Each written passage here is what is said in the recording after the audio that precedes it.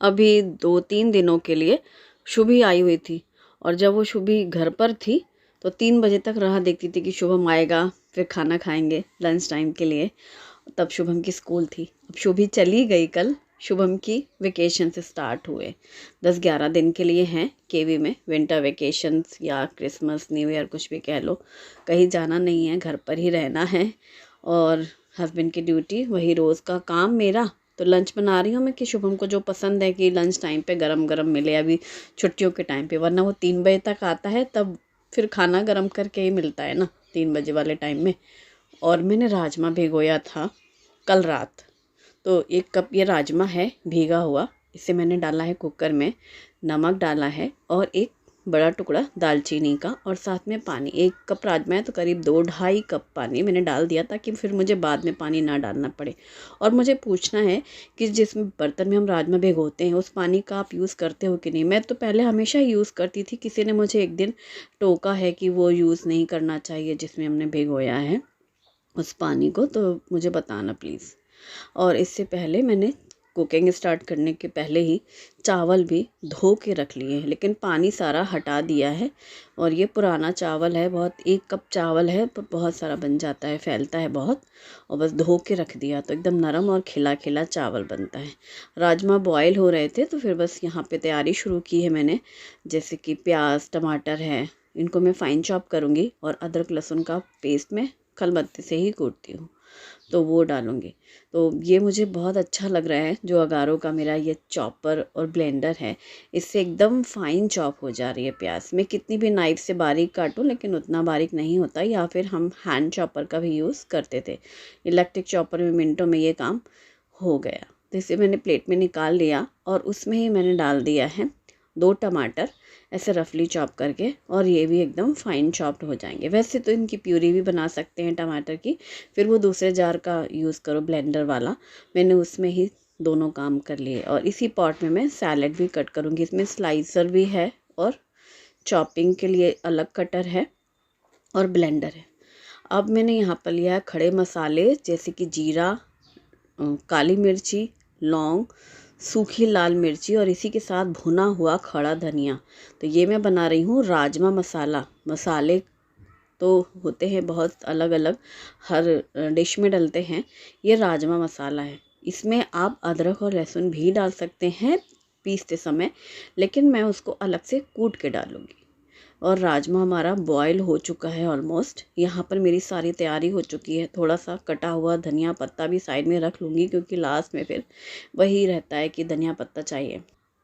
Cooker मैंने side में रख लिया है, पूरी स्टीम निकलने के बाद ही कुकर खोलेंगे।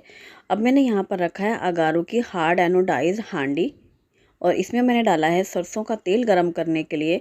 और सरसों के तेल में आप चुटकी भर नमक डालो तो उसकी स्मेल नहीं आती है।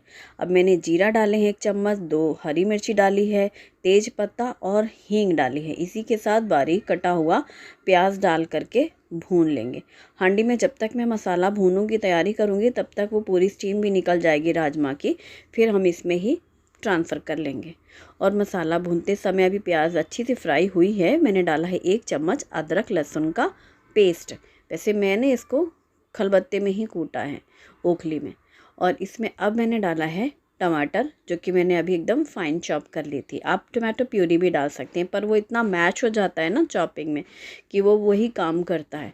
बस अब मैंने अच्छे से मिक्स करके भून लिया है। फिर हल्दी पाउडर और लाल मिर्ची पाउडर डाला है, लेकिन धनिया पाउडर नहीं डाला है, बल्कि उसकी जगह मैंने ये 2 चम्मच डाला है राजमा मसाला, जो कि मैंने अभी फ्रेश तैयार किया है। इसमें खड़ा धनिया है इसलिए मैंने धनिया पाउडर की नहीं डाला।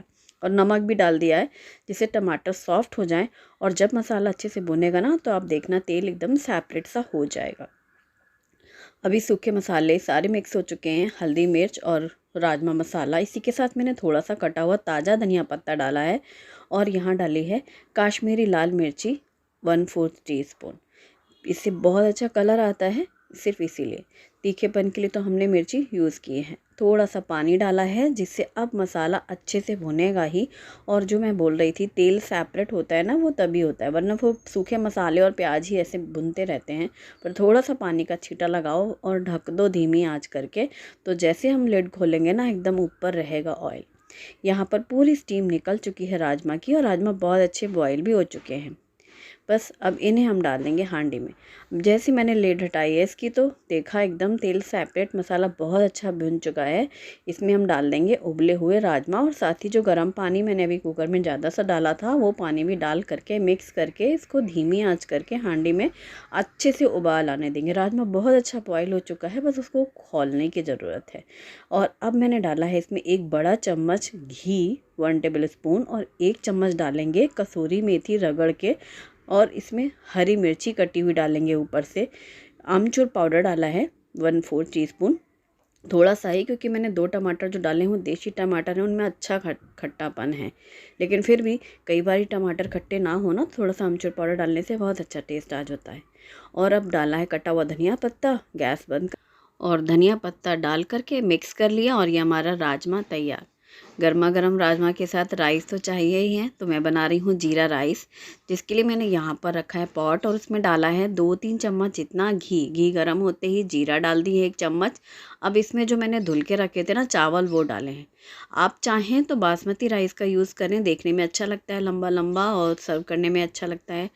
मैंने रेगुलर राइस यूज़ किया, मुझे खाने में यही चावल पसंद है। पहले घी में जीरे के साथ अच्छे से चावल को भूनने के बाद नमक डाला है चुटकी भर और पानी डबल डाला है। 1 कप चावल में मैं 2 कप पानी डालती हूँ और ढक दिया है और इसे धीमी कर दिया गैस। बहुत जल्दी अच्छे से चावल पक जाते हैं, जैसे कुकर में बनते हैं वैसे ही भगोने और पॉट वगैरह में भी बन जाते हैं। बस पानी का अंदाज़ रहना चाहिए और आँच का ख्याल रखना चाहिए, धीमी आँच में पकाओ। और ये देखो चावल एकदम परफेक्ट खिले खिले चावल हैं। ये बहुत बारीक है चावल, पतला सा जीरे जैसा, नरम बहुत रहता है। और मैं हमेशा पुराना वाला चावल लेती हूँ और मुझे रेगुलर राइस का जो टेस्ट है ना वो ही पसंद आता है, चाहे दाल चावल हो, चाहे छोले चावल, राजमा चावल, कढ़ी चावल भी। और अब सैलेड तैयार कर रही हूँ मैं, तो 2 खीरा लिया है, 1 गाजर और इसमें मैंने डाला ये स्लाइसर वाली ब्लेड लगा दी है और बस मिनटों में झकाझक ये सैलेड तैयार हो गई। एक साथ ही मैंने डाल दिया दोनों ही, क्योंकि फिर मैंने प्लेट में ऐसे साइड साइड निकाल के गाजर और खीरा रख दिया। वैसे एक बार खीरा करो फिर निकालो और गाजर निकालो, एकदम पतली चिप्स कटिंग जैसी होती है वैसी ही हो जाती है। और लेमन सैलेड के लिए इन दिनों गाजर कितनी मीठी आ रही है, लेकिन अभी भी हलवे वाले गाजर नहीं आए हैं, वो है बिल्कुल पंचुटी जो पतली पतली सी रहती है वैसी हैं। बस अब आटा मल लिया है, रोटियां सेकेंगे।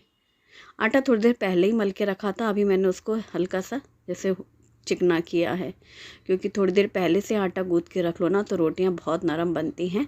और मिट्टी के तवे पे मैं रोटी बना रही हूँ। वैसे सच पूछो तो मिट्टी के बर्तनों की खुशबू सोंधापन अलग ही रहता है और रोटियों में तो कुछ ज़्यादा ही महसूस हो रहा है।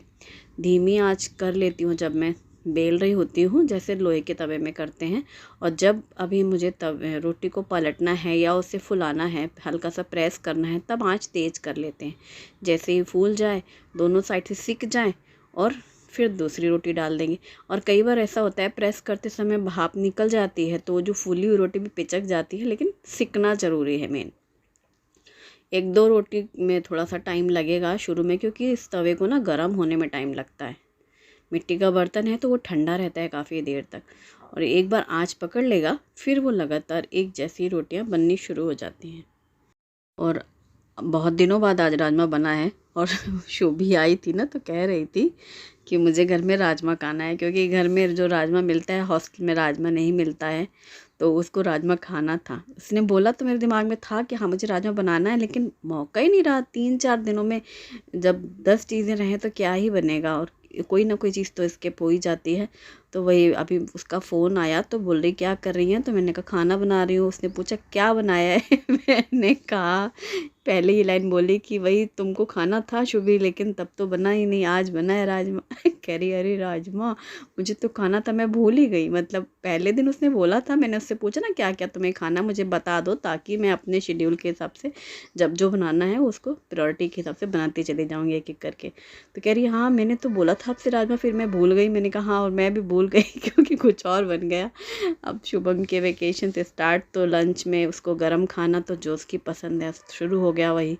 अभी मैंने पूरी रसोई करके घी लगा के रोटियों को कैसरोल में रखा, पहले बर्तन धुले और फिर अब शुभम की प्लेट लगाई है, गर्मा गर्म राजमा चावल सैलेड चपाती और मैंने पहले भी बोला था जब मैं रोटी रख रही थी, वो बोलता है ना 5 मिनट बाद, उसके 5 मिनट में बर्तन भी धुल जाते हैं। फिर सब क्लीनिंग हो गई कि आराम से फिर वो खाएगा। और उसके बाद फिर ये बर्तन, बड़े बर्तन जो है ना, वो सब भी मैं खाली करके रखूँगी। मैं लास्ट में ही खाना पसंद करती हूँ, हस्बैंड तो देर से ही आएंगे। और शुभम की प्लेट लगाने के बाद मैंने सारे बर्तन खाली किए हैं और ट्रांसफ़र किया है खाना अगारो ग्लास कैसरोल में।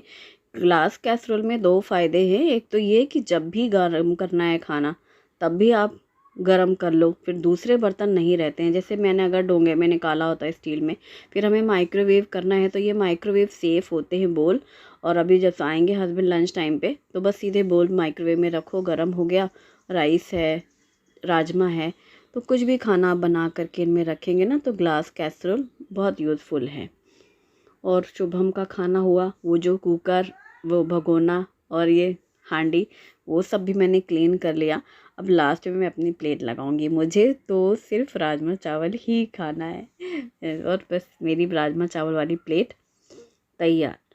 आ जाओ सब लोग साथ में राजमा चावल खाते हैं गर्मा गर्म। और आपने क्या बनाया आज मुझे ज़रूर बताइएगा। आज का व्लॉग पसंद आए तो वीडियो को लाइक करें, मेरे चैनल को सब्सक्राइब करना ना भूलें।